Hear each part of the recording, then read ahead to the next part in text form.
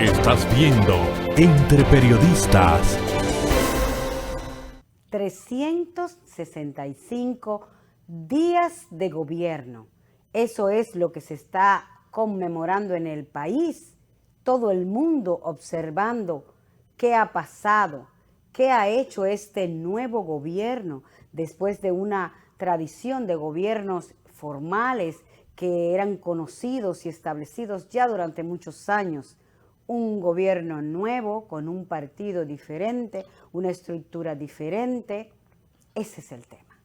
Claro, y tiene mayor relieve en este momento porque es el periodo en que se le suele pasar balance a las ejecutorias de un presidente y por ende también de su gobierno, porque no puede haber una separación entre las dinámicas y las ideas de un presidente y las ejecutorias de su gobierno, ¿verdad? Entonces, claro, van de la mano. Claro, ya antes de que se cumpla el 16, el primer año, que coincide también con el aniversario de la restauración de la República, bueno, ya se han producido en los medios de comunicación y desde el mismo gobierno también, comentarios, exposiciones, versiones acerca de en el caso del gobierno, lo que ellos llaman logros del gobierno, sí, y del presidente también. Y desde los medios de comunicación un poco más, unos enfoques un poco más críticos y específicos que tienen que ver con, digamos, luces y sombras. Porque generalmente el gobierno te va a decir, hemos hecho esto y esto. Pero ya los medios de comunicación tienen que situarse, digamos, desde una visión más crítica. Más crítica, sí, y más ponderativa. O sea, aquí quedó bien, aquí quedó mal. Entonces, en la mayoría de los casos, por lo menos hablando desde el ámbito donde estamos nosotros, los periodistas, los enfoques le ponen mucho acento al contexto en el que el presidente se ha manejado. Primero, heredó una crisis, una pandemia en curso, que incluso tuvo picos tan significativos como lo del junio, sí, antes de las elecciones en las que él ganó. Sí, sí. Pico grande. O sea, tiene que heredar una situación, unos cursos de acción con la pandemia, por ejemplo. Al mismo tiempo con el manejo de la crisis económica, el desempleo y toda la actividad. Es decir, que la mayor parte de este tiempo se ha consumido en lidiar con el estado de emergencia, las restricciones y cómo dentro de las restricciones tú poder darle un poco de aire y de oxígeno a la economía para que se levante otra vez. Entonces, ese es el contexto en el que el presidente no es un año normal, como ha pasado con otros. Bueno, un año a lo mejor... Un año atípico. Atípico, que hubo ciclones y todo eso, pero él se ha encontrado con todo eso. Claro. Con todo eso, desde que comenzó. Sí, mira cómo yo lo veo, Miguel. Yo veo que este nuevo gobierno ha hecho este primer año en medio de una fuerte presión. Sí. La primera presión que tiene Luis Abinader, este presidente atípico, es para él mismo, porque es un reto, señores. El ser presidente de la República, ser la máxima autoridad, aunque existen organismos que deben aprobar lo que haces y no tienes toda la libertad, pero ese es el mayor sentido de poder que puede tener una persona, un hombre. Entonces, el primer reto es el saber que tiene que demostrarse a sí mismo que puede hacerlo y actuar con responsabilidad de que lo que él, como él se presentó ante una sociedad, tiene que cumplirlo. Tiene que quedar bien con él, con su familia, con la sociedad, con los amigos, con todo el que los rodea. Entonces, él ha estado un poco tenso con eso. Lo segundo es, al estar consciente de que durante toda la campaña hubo muchas dudas de que pudiera ser un buen gobierno, de que tuviera la experiencia para manejar el Estado, algo tan complicado y algo que tiene la tendencia a cambiar el esquema después que se está arriba, porque cuando se está en proyecto se va con una idea y cuando se está dentro obligatoriamente hay que cambiar algunas cosas.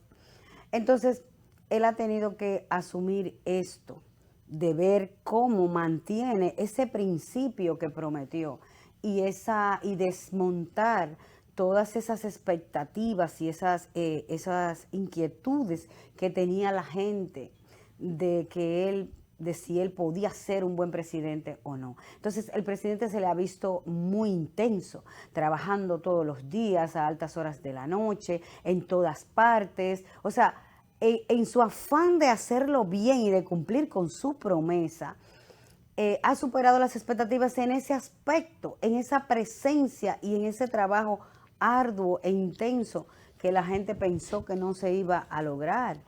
Fuera de eso están entonces todas las vicisitudes que ha tenido y cómo ha tenido que lidiar con primero aplicar su esquema de trabajo. Segundo, contar con un buen equipo de trabajo que pudiera asegurar la aplicación de ese proyecto completo tal como él lo presentó, claro, como una reforma, como un cambio de mentalidad, un cambio de Estado, un cambio de país, una mejoría del país.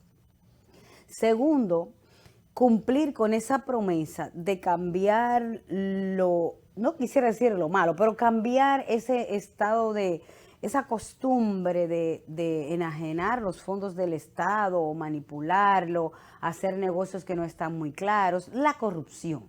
Ese pilar de este gobierno le ha costado mucho y ha sido un gran peso sobre sus hombros. No obstante, es una de las cosas que él ha tenido en bandeja de plata ahí en primer plano, porque cuenta con una justicia que está consciente del papel que tiene que desarrollar, y aunque no sea propiamente del gobierno, pero el gobierno le ha permitido actuar. ¿Por qué decimos permitir? No debería, porque es independiente, pero todos sabemos que hay influencias y hay a veces algunos compromisos, porque tenemos un problema de fondo jurídico, Miguel, que muchos ejecutivos de la justicia, muchos representantes son nombrados por el Estado y por ende y por lógica algún compromiso debe haber, político, social, lo que sea.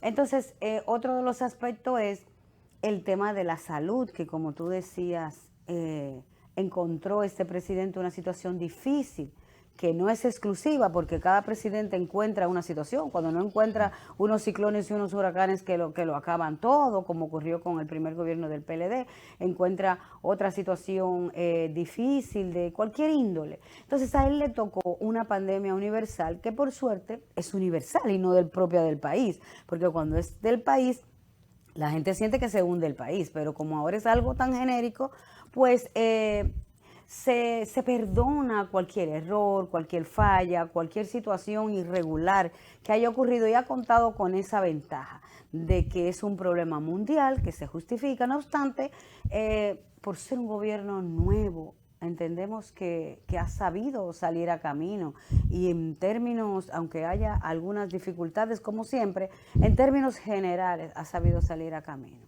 Entonces, ¿qué le falta? ¿Qué cosas tiene malas? Como tú decías, siempre hay cosas que no están perfectas. Bueno, el presidente dijo en estos días, en una reunión con los directivos de los medios de comunicación del Grupo Corripio, que sí, que faltan muchas cosas por hacer. Yo pienso que tal vez el país no sabe cuántas cosas faltan por hacer, porque hay que tomar en cuenta algo. Fíjate. Decir simple y llanamente que él heredó una pandemia, bueno, eso lo sabe todo el mundo, otros presidentes también han tenido que lidiar con ella. Que es un presidente que se caracteriza por ser comunicativo, por estar muy de cerca con el pueblo.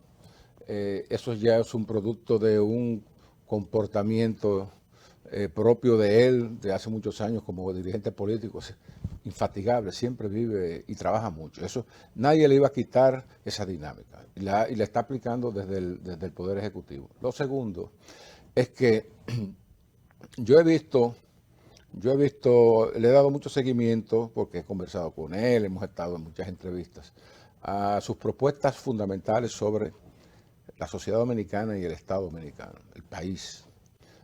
Le noto que ha sido muy coherente en la persecución para el cumplimiento de sus promesas. O sea, un año antes, en el 20 de junio, me recuerdo yo, una entrevista, él dijo, voy a hacer esto y esto. Y de hecho, ha intentado y ha comenzado a cumplir esas promesas, aunque muchas no se materialicen, como la reforma tributaria, que la quería hacer en diciembre del 2020 y no pudo, por muchas razones.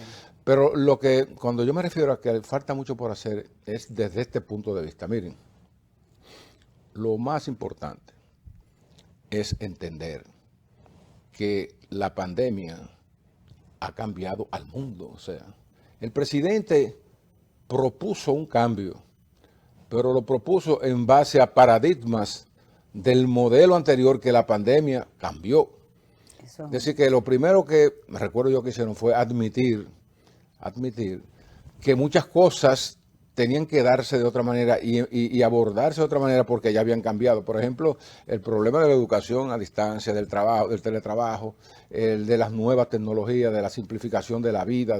Oye, todo eso hace que un gobierno tenga que cambiar sus enfoques sobre cómo era que tú pensabas reanimar un sector, cómo pensabas fortalecer otro y todo eso. Entonces, yo pienso que el principal reto del gobierno ahora, Wendy, es, o sea, comprender y asumir las nuevas realidades de este mundo que ha cambiado. Entonces, en base a esas nuevas situaciones que se han presentado, entonces, hacer propuestas dirigidas a aprovechar esa realidad.